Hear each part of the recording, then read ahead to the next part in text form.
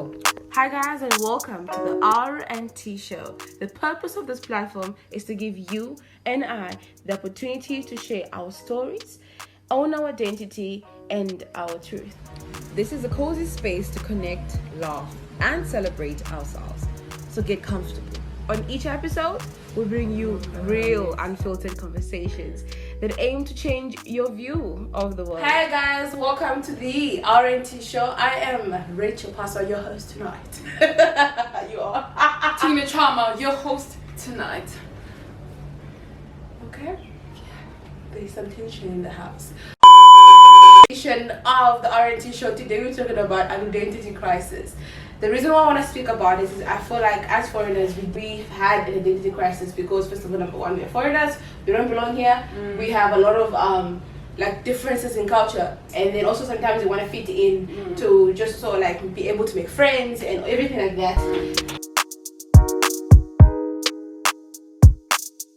Like I never knew that I had one until I think I have known that I've had an identity crisis. It's just that You, I don't want to say ignorant, but you are. let's just say call it what it is. Call it what it is. Yeah, I wanted to say that you didn't know, but not knowing is also got to do with ignorance. Because if you're so ignorant, why didn't you ask? No. Then again, I was young, and also I feel like, I was just like undercover, man. Like I think that's what it was. Never been to DRC because my parents met there in Zambia, and I grew up in Zambia until the age of 8 or 9 years old. I'm not sure. And then we were here. I was here. We came to South Africa when I was around 10 or 11. I'm not sure. Around like 3 years old. So you can imagine, for me, I've had an experience of what Zambia feels like, the culture, the language, everything like that. I could speak Zambian language. I speak Nyanja. While I was there, I still had family members that were from the DRC. So we still kept our languages. We could still speak Swahili. You juggle the foreign language, you juggle your own language, and then we come to South Africa, another identity. Besides the two identities, there's another third identity. It's this African identity. And then you come into this country as well. There's English, there's this Xhosa, and it also comes with like also wanting to fit in, wanting to merge with a culture that you are finding yourself in. So I've had an identity crisis from like childhood all the way through, and I didn't know about it because when people used to ask me, "Oh, where you from?" And then you don't say. I always have to choose, and most of the time I would say I'm Zambian. Why would you say you're Zambian? Why would I say I'm Zambian? I always felt very comfortable to say that I'm Zambian. Rather than being Congolese, because I hated being Congolese. I hated so much being Congolese. People have always been judgmental towards Congolese people, and so that has really made me like just like go into a shell, not embracing my culture, and not wanting to speak like Lingala or any other. That reminds me, language. hey, when we were at a restaurant and the waitress there was like, obviously, because we were having our own conversation and we were just like having fun and everything, and the waiter just stopped us and you're like, "Hey, sorry, where are you guys from?" And then we looked at her and we're like, "We're Congolese." Automatically she was shook and she was like, "You guys are Congolese," and then we were like, And you know, before she even said that, I was like, "Oh my god, wait for it, the reaction." and no, both of us were Reaction. like, we were just like, "Yeah, yes, we are Congolese," and she's like, "Really? You guys don't look Congolese?" She was like, "What do you mean?" And there's a difference between saying something like, "Oh really, you don't look Congolese," and there's for real? Like, how did that happen? And then she's like, "No, babe, we are the Congolese. This is how we talk." It's funny. I use the South African accent and then I use the Congolese. Yeah, that's how they It affected me a lot because obviously I grew up here. I came here at a very young age, and I was actually also ashamed of being Congolese. And it's funny enough, I was so young at that time, but I could still like notice the tension when it comes to being Congolese and a lot of things that I had to change. If you guys watched one of our previous episodes, you'd see that we actually speak about this already. Until I got to high school and I met this beautiful, fantastic woman. Like, I'm gonna say her name because you need to understand how much of an impact that she actually had upon my life. Like, Divine Chimanga girl, she was that one girl that actually stood up to me, because like every time I'd speak to her, she would always speak to me in Lingala, and for me it was like speaking Lingala is like was a big deal. In my head, I'm just like, "Oh, that is bravery right there." Okay, she actually told me that there is nothing wrong with being who you are. Like, you didn't even have to tell me that. Already in my head, the more she kept on speaking to me in my language, the more in my head everything just started making sense, and I realized, yeah, actually there's actually absolutely nothing wrong with that. And even growing up in primary school, a few of the girls that I used to be friends with, they were obviously did not have an identity crisis like I did. They used to look at me funny, like, why don't you love yourself? Why don't you embrace who you are? At that time I really didn't understand, because like, what is this girl going on about? But as time grew, I realized, no, actually I had a problem and I need to sort it out. And it was a crisis. I need to sort it out, honey. If you are ashamed of who you are, then certain things have to end now, okay? You are who you are, you need to represent where you come from, because honestly, ain't nobody's gonna do it for you, okay? And also, like, I know, like, there's a lot of, like, negative notion when it comes to people that come from the DRC. Most of them, I mean, most of the stuff that people have to say about Congolese people is that, oh, they're too loud, they're too ratchet, it's loudness, and it's funny, very, like, I don't know what it's funny you say that, because when I look back and I analyze, like, every black culture, I realize that, no, we are actually, all of us are loud, whether you be from any race or whether you be from any country, we are actually loud. The only difference is we don't understand what that person is saying, so automatically we see it as loud. But also, like, for me, I don't think we even have to justify as to, oh no, this group of people is loud, or this people is not loud, or black people are loud, or white people are not loud. Therefore, no, white people are loud too. Just because white people are not loud doesn't make them good people. Just because black people are loud doesn't make them good or bad people. I just feel like, of course, every place has got a different culture, has got a different way of doing things, and I don't think there should be like a negative notion as to, if someone is loud or someone is too quiet, then that's a positive thing, then it's a negative thing. I think people should just learn to embrace people for who they are. Yes. Like same as like fashion and lifestyle and kind of music that every country celebrates and everything like that. You can't say Nigerian music or let's say American hip hop music is too it's too vulgar. It's too this. Yes. You get me? Yes. And also compare. And saying Afrobeat is I don't know what to say, because Afrobeat is too whatever, or house music is too that. Like let's embrace the fact that house music is house music. And I can also reflect that to us as well. Like Zimbabweans or Zimbabweans, you can't expect us to be the same as they are. You see, that makes it's just different. And I just think we just have to have like a respect for each and every culture, and also like an acceptance and just accepting that, okay, cool, Nigerians are loud people, Nigerians are these people, and not have like a perception or an idea, because that actually affects the group of people, It's quite sad, because if you are young and you are a foreign child, you really face a lot of things, and it's sad because there's no support structure.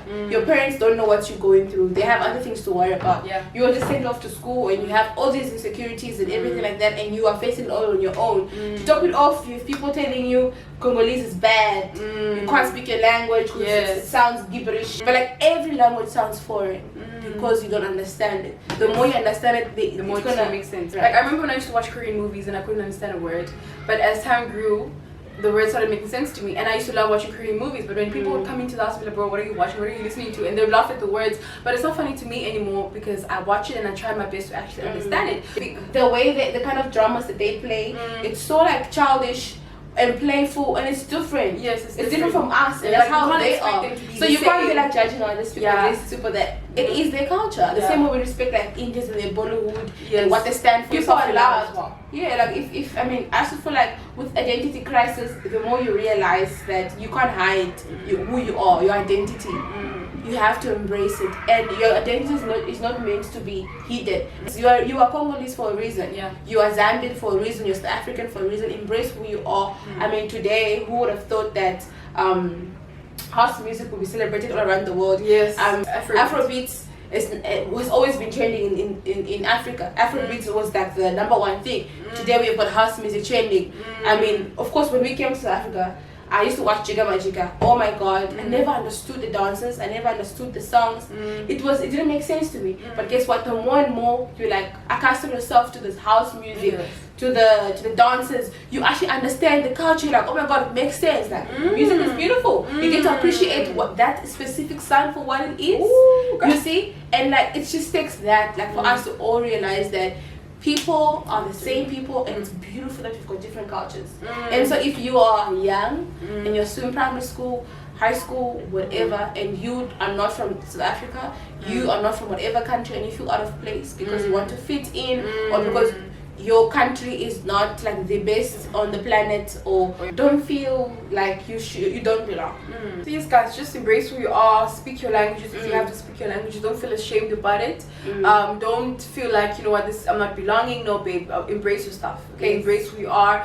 Don't let anyone intimidate you. You are who you are. Represent where you come from. Another thing is, for me, why I also didn't feel comfortable when I started actually like helping, like when I started getting to embrace my where I come from. I started speaking Lingala because I think it takes a person to be born there or to really be in a household that like speaks it like you know, like on a daily, for you to have like the proper accent, to sound alright and to sound good. Part of the reasons why I'm not confident enough to still speak Lingala when I meet people that actually speak Lingala better than me is the fact that those people that can speak Lingala look down on those who can't speak it. They look at you like, don't speak, just don't, which is like demotivating because I'm trying. You know, and also it makes me lose a lot of confidence in speaking because I'm just like, I don't want to speak. I'm gonna get it wrong. How are you gonna learn if you're not gonna speak around people that actually know how to speak? We are trying. We know we're failing at it, but like we're trying to cultivate the language and stuff like that. And I want to believe in ourselves. I also went through a situation like that actually. Remember when we were outside and then I said and then the boy was like, no, it's not inedita. Ever since then I was like, oh really? Like I get really grateful if you correct me for the good reasons. Like don't correct me and try and shame me. Like correct me as in, I know you're trying to learn, I know you're not doing it on purpose, but this is how you say it, okay? Don't say it like this, rather than bashing the person and making the person feel stupid. I mean, they never try. It's not my fault. And if they don't try to speak Lingala, you just like, they're keeping bougie.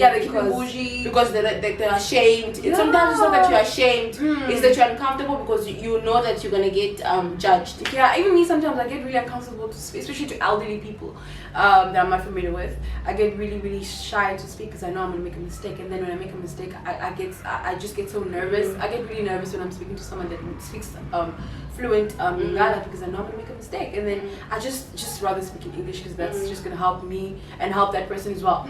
Which is quite sad because I mean, we have to like not shame anybody in our own, like, and just let the kids speak what they want to speak. We just want to hear what your views and your experiences has been like regarding this topic. I think we've all had an identity crisis growing up, like I said in the beginning, and also like just try to embrace where you come from and allow yourself to breathe. If you're not South African, you're not South African. If you are Zimbabwean, you are Zimbabwean. Try to embrace that. Let your friends know that, hey, this is who I am. They'll accept you for you, and you can still learn their language, but don't try and diminish your identity just so that you can feel confident or fit in with your groups of friends. Because at the end of the day, no matter how much you hide it, believe me, you are still who you are. I mean, like literally, as much as I've always told people I'm Zambian, I'm always trying to fit in with that group of people, always I always feel like guilty. And when, you know, like, it's just a nice feeling. Just be yourself, be true, because I'm speaking from my personal experience.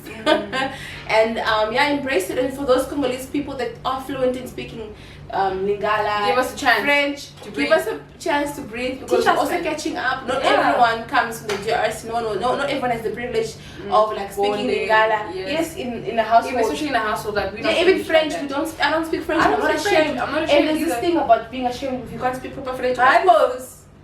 Which one?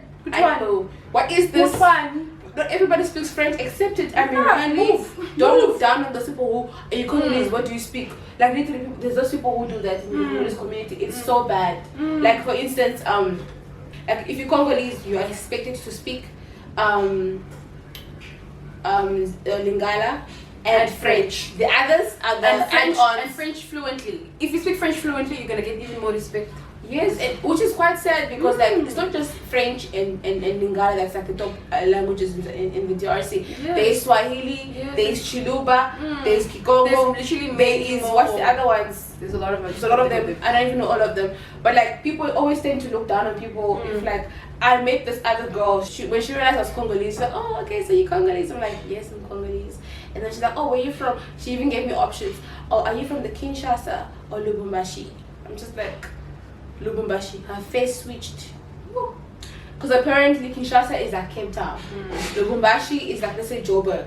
So like Cape Town, Joburg, there's this discrimination of like Kinshasa is the elite people and then Lubumbashi is the low class people. There's that type of mentality that you still bring in a foreign country. Like, what the hell? So that's it. That was just like not cool. The energy she had before she was speaking to me versus when I gave the answer, I could tell, I'm like, yeah, there's this crisis right here, right now, and I don't want to be a part of this. But I was like, you know what, it's fine. I'm like, yeah, I'm from Lubumbashi. Oh, okay, me, I'm from Kinshasa. I thought you, and she's like, I really thought you from Kinshasa. I'm like, no, not. And then of course there's this assumption, like if you're from Kinshasa, you're not the thing, you're not from the city, you're not from the this. Please, babe. Please. Congo is Congo. Yes. Okay, Kinshasa, whatever. And just because you come from a certain area doesn't mean that. It doesn't mean that actually adds nothing. That adds nothing. Just let the people be. Like these cultures and whatever, let it be. Like we're just one people. Okay. If I don't speak fluent French, yeah, let it be. It is what it is. If I don't, because I mean, everybody's got a story as to why they don't speak. Yeah. I have a story. You don't know my story. People judge me because I can't speak French. Oh, Congolese, but you can't speak French, especially not even our African people, even my people as well. Oh, is it? Like I faced that in workplace. Oh, is it? Yeah, in workplace, literally. This I was working as a waitress. And as I was going towards the guest, and then before I could even say anything, he was like, so like, are you from the DRC? And then in my head I was like, the DRC? Oh, you mean Congo? The DRC. The Congo? No, actually, are you from the Congo? The Congo, yeah. Are you from the Congo? And I'm just like, oh, you mean Congo? But anyway, and he's like, yes, I am Congolese. And he's like, oh, really? So like, do you speak French? I'm just like, no, I don't speak French. And then he looked at me like, yeah. In my head, I'm just like, babe, I grew up here. I literally told him like, no, I grew up here. I've been here for many years, and that's why I don't speak French. Not because that's not the story behind. For those who don't know, I think it's just like people don't maybe think beyond that. Also, like for those who don't know, there is something called migration. Something called what's the other one? Migration. Migration and globalization. All that stuff. People move.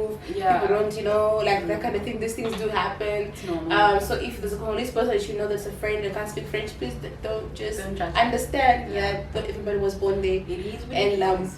Yeah, but not everyone is expected to speak French. And if they do speak their French, it is their French. If it doesn't sound like the French that's on TV, then that's just the French they speak.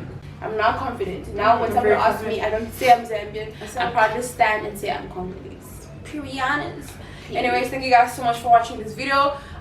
We are really grateful for all of you guys' support. If you haven't watched any other videos, do make sure you go and check them out, honey, because honestly our videos don't play, our videos slay. Okay. Thank you so much for watching the R&T show. Yes. We'll be seeing you guys in the next one. Bye.